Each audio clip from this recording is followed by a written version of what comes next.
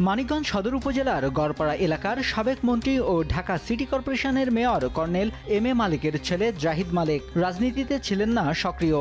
তারপরও পারিবারিক সূত্রে আওয়ামী লীগ সরকার ক্ষমতায় থাকাকালীন সময়ে স্বাস্থ্য প্রতিমন্ত্রী, মন্ত্রী ও সংসদ সদস্য নির্বাচিত হন। গড়ে তোলেন আওয়ামী লীগের কতিপয় পদধারী নেতাদের নিয়ে এক বাহিনী। তাদের দিয়ে করতে থাকেন চাকরির নিয়োগ বাণিজ্য, টেন্ডার বাণিজ্য, ভূমি দখল সহ নানা অপকর্ম। গড়তে থাকেন সম্পদের পাহাড়। দেশ টিভির অনুসন্ধানে বেরিয়ে আসে তার নামে বেনামে সম্পদের পাহাড় গড়ার তথ্য।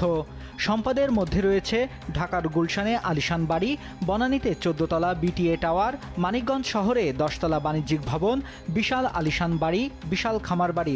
এছাড়াও সভা সমাবেশ করার জন্য গড়েছেন শুভ্র সেন্টার। এর বাইরেও অগণিত হিসেব বহির্ভূত কোটি কোটি টাকা মূল্যের জমিও রয়েছে তার ও তার পরিবারের সদস্যদের নামে।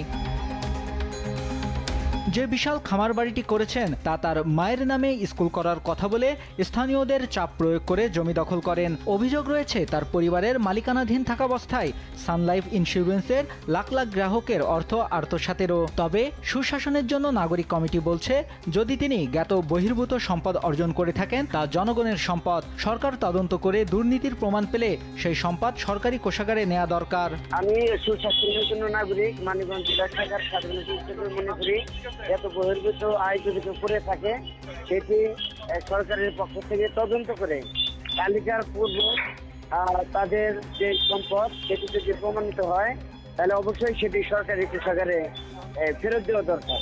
যারা দুর্নীতির মাধ্যমে সম্পদের পাহাড় গড়েছেন তাদের তদন্ত করে আইনের আওতায় আনা দরকার। দুদকও যেমন এটা চায়, তেমনি দেশবাসীও চায় বলে জানান দুদকের এই পাবলিক প্রসিকিউটর। এটা দুর্নীতি, যেটা সেটা দুর্নীতি।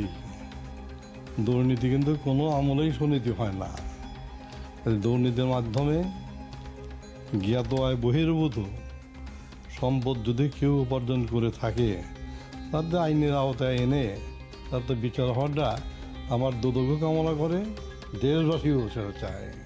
যদি মানিকগঞ্জে এইরকম কোনো ঘটনা ঘটে থাকে, কেউ যদি মানিকগঞ্জের এইরকম মানিক হয়ে থাকে তাদেরও বিচার হওয়া উচিত। সাবেক স্বাস্থ্যমন্ত্রী জাহিদ মালিকের সম্পদের উৎস কি তা যাচাইয়ে দুদক, গোয়েন্দা সংস্থা সহ সরকারের দৃষ্টি কামনা করছেন এলাকাবাসী।